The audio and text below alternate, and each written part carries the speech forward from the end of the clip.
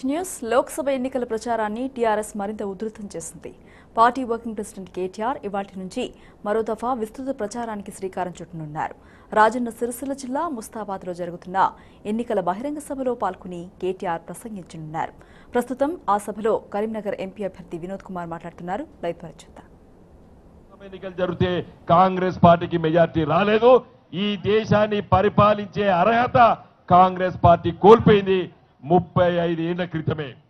Bharatiya Janata party Modi గారు నాయకత్వాన 2014లో బ్రహ్మాండమైన majority ఈ దేశ ప్రజలు ఇచ్చి పరిపాలించు బిడ్డ అని చెప్పిండ్రు. కానీ మోడీ గారు గత 5 సంవత్సరాల లోపట ఈ దేశాన్ని పరిపాలించినప్పుడు ఒక్క పథకం కూడా ఈ దేశానికి చెప్పుకోదగ్గ పథకము మోడీ గారు ఈ దేశ ప్రజలకు ఇవ్వలేదు. అదే మన నాయకుడు మన పార్టీ గులాబీ జెండా ఈ రోజు దేశానికే దిక్సూచిగా ఇవాళ మన పరిపాలన ఉన్నది. మీకందరికీ తెలుసు, మనము తెలంగాణ రాష్ట్రం కోసం 18 ఏళ్ల కింద ఈ పార్టీ పెట్టినప్పుడు ఆ రోజు నిధులు నీళ్లు నియామకాల పేరిట మనము ఈ ఉద్యమాన్ని నడిపినాం. మన ముస్తాబాద్ లాంటి మండలాలు, ఎడారి ప్రాంతం లాంటి మండలాల లోపల ఈ రోజు గోదావరి నది జలాలు తీసుకురావాల్సినటువంటి ఆవశ్యకత ఉన్నదని 2001లో చెప్పిన మనం ఈ రోజు అది కార్యరూపం దాల్చబోతున్నది. మనము ఈ రోజు గోదావరి నది పైన, అటు కృష్ణా నది పైన మన నాయకుడు కేసీఆర్ గారి నాయకత్వాన ఇలా బ్రహ్మాండమైనటువంటి ప్రాజెక్టులు కడుతున్నాం. మీకు అందరికీ చెప్తున్నాను, ఈ రోజు కాళేశ్వరం ప్రాజెక్టు ఎత్తిపోతుల పథకం ద్వారా ఇవాళ గోదావరి నది జలాలు మన అప్పర్ మానేర్ ప్రాజెక్టు నర్మాల నింపుతూ పాటు ఇక్కడ రంగనాయక్ సాగర్ నింపుతూ ముస్తాబాద్ గ్రామంలో ఉన్నటువంటి పలు గ్రామాలకి ఇలా కాల్వల ద్వారా నీళ్లు ఇచ్చేటువంటి పథకాన్ని మన నాయకుడు కేసీఆర్ గారు ఆలోచన చేసి అమలు చేస్తున్న విషయాన్ని మీకు ఒకసారి నేను గుర్తు చేస్తున్నాను. ఈ విధమైనటువంటి పథకాలు నీళ్లు 1 కోటి ఎకరాలకి నీళ్లు ఇవ్వాలని చెప్పి మన నాయకుడు కేసీఆర్ గారు ఆలోచన చేయడం జరిగింది. అదే విధంగా ఇలా ఎన్ని పథకాలు చెప్పుకోవడానికి మనం ఆలోచన చేసామో ఒకసారి గుర్తు చేస్తున్నాను. ఇలా రైతుల కోసం ఎన్నికల సందర్భంలో మనం ఎప్పుడు చెప్పలేదు రైతు బంధు పథకం ఇస్తామని చెప్పి. ఎకరానికి 5,000 రూపాయలు, సంవత్సరానికి ఎకరానికి 10,000 రూపాయలు ఇస్తామని చెప్పి మన ఓట్లు కోసం ప్రజల దగ్గర పోయినప్పుడు ఎప్పుడు కూడా మనం చెప్పలేదు. కానీ ఆలోచన చేసినాం. కేసీఆర్ గారు ఈ రాష్ట్రాన్ని పరిపాలించేటప్పుడు మన దగ్గర సొమ్మున్నది, మన ప్రభుత్వం దగ్గర డబ్బులు ఉన్నాయి, ఈ డబ్బులు ప్రజల డబ్బులు ప్రజలకు ఇవ్వాలని చెప్పి ఒక గొప్ప ఆలోచన ఈ ప్రపంచంలో ఏ రైతు కూడా ఆలోచన చెయ్యలేని రైతు సంఘాలు ఉన్నాయి, విప్లవ పార్టీలు ఉన్నాయి, ఈ దేశంలో చాలా రాజకీయ పార్టీలు ఉన్నాయి. కానీ ఎవరైనా అప్పు చేసిన తర్వాత మాఫీ ఏమని చెప్పి అన్నారు, మా రైతు రుణాలు మాఫీ ఏమని చెప్పారు, లేదా రైతు కరెంటు కావాలని చెప్పి అడిగారు. కానీ రైతుకు పెట్టుబడి ఇవ్వాలని చెప్పి ఏ నాయకుడు ఈ దేశంలో ఆలోచన చేయలేదు. మన నాయకుడు కేసీఆర్ గారు మాత్రమే ఆలోచన చేసి ఇలా ఎకరానికి 10,000 రూపాయలు ఇలా ఇవ్వాలే, రైతు పెట్టుబడి ఇవ్వాలని చెప్పి చెప్పడం జరిగింది. ఎందుకు ఎట్లా ఆలోచన చేస్తాం మీకు తెలుసు.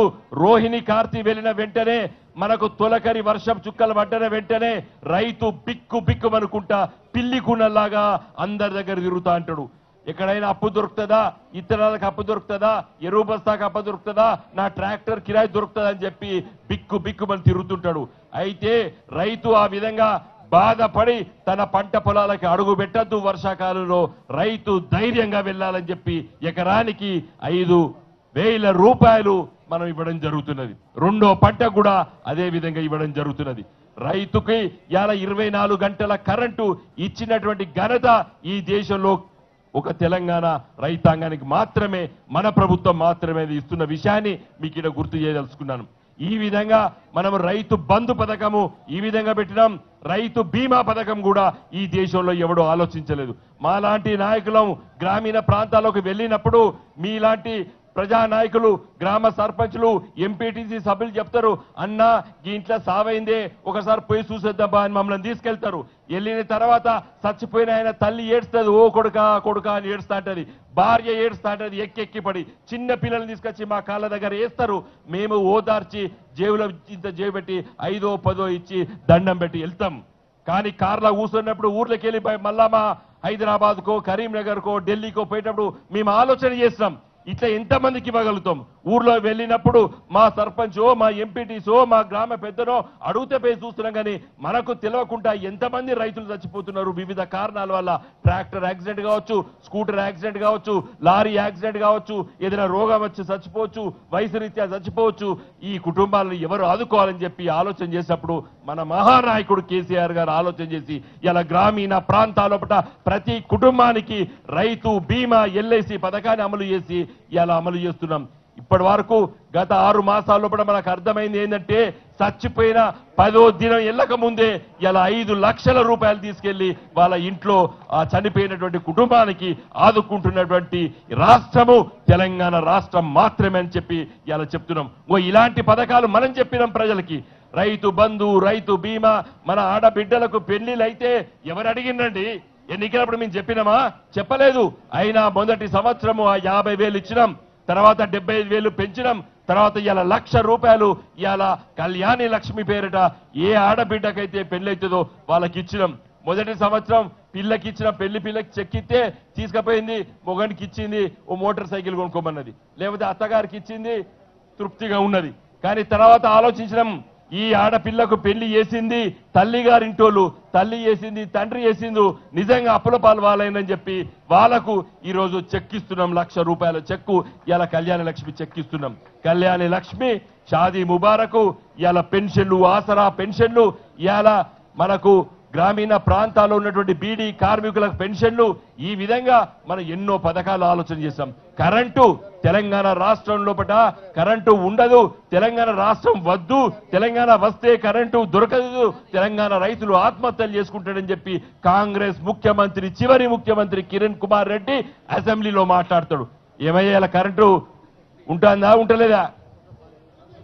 చెప్పరు, వస్తలేదా మీ దగ్గర? ముస్తాబాద్లా 24 గంటలు కరెంటు వస్తుందా వస్తలేదా?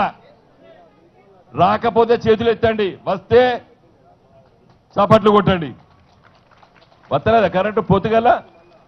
మరి ఏం బాబురావు గారు, మరి మీ వాళ్ళు అంటలేరా అంటలేరు? నేను గింత మోచుకుంటా అంటే కూడా అంటే ఎట్లనే వస్తుంది కరెంట్ అనుకుంటానరా? కరెంటు లేని ఊర్లున్నాయి ఈ దేశంలో. మోడీ గారు కళ్ళు తెరవాలే. కందిలీగలు పెట్టుకొని ఉంటారు. ఒక్క పూట కూడా కాదు. కొన్ని గ్రామాలు ఉత్తర భారతదేశంలో, నేను బీహార్ తిరిగినా, ఉత్తరప్రదేశ్ తిరిగినా, జార్ఖండ్ తిరిగినా, కరెంటు ఊర్లలో ఉండదు. కరెంట్ అంటే ఎట్లుంటుందని అడిగేటోళ్ళు ఉన్నారు ఈ దేశంలో. ఈ మన దేశంలో కరెంటు రాని ఊర్లు ఉన్నాయి. ఇప్పటి వరకు కూడా కరెంటు తీగలు ఉన్నాయి. ఆడ మన బిక్కుమని చిన్న కందిలీగలు పెట్టి ఇవాళ వెలుతురులో చదువుకుంటున్నారు పిల్లలు. అలాంటి దేశం ఇప్పటి గారు మోడీ గారు కళ్ళు తెరవలేదు. ఈ దేశంలో చాలా గ్రామాల్లో కరెంటు తీగలు చూడేటువంటి గ్రామాలు ఉన్నాయి. అదే తెలంగాణ రాష్ట్రంలో 24 గంటలు కరెంట్ ఇచ్చేటువంటి రాష్ట్రం ఈ దేశంలో మన తెలంగాణ రాష్ట్రం మాత్రమే. ఈ విధంగా మనము చాలా పథకాలు ఈ దేశంలో మనం అమలు పరుస్తున్న విషయాన్ని మీకు గుర్తు చేస్తున్నాను. మిత్రులారా, ఇవన్నీ పథకాలతోని మనం ముందుకెళ్తున్న సందర్భంలో ఈ రోజు మన పక్కకున్నటువంటి రాష్ట్రం ఏదైతే ఆంధ్రప్రదేశ్ రాష్ట్రం ఉన్నదో, ఆ రాష్ట్రంలో గోదావరి జిల్లాలలో పోలవరం ప్రాజెక్టు కట్టడానికి ఈ కాంగ్రెస్ పార్టీ దురదృష్టవశాత్తు రాష్ట్ర విభజన చట్టం చేసేటప్పుడు వాళ్లకు జాతీయ హోదా ఇవ్వడం జరిగింది. అంటే ఆంధ్రప్రదేశ్ రాష్ట్రంలో ఇలా చంద్రబాబు నాయుడు గారి ప్రభుత్వము, కేంద్రంలో మోడీ గారు ఆ పోలవరం ప్రాజెక్టు కట్టడానికి 50,000 కోట్ల రూపాయలు ఇలా చట్ట ప్రకారం ఇచ్చిర్రు. మరి కాంగ్రెస్ వాళ్ళకు సొలియలేదు, ఆలోచన చేయలేదు. అసలు నిజంగా నీళ్ల కోసం తన్లాడేది తెలంగాణ రాష్ట్రం.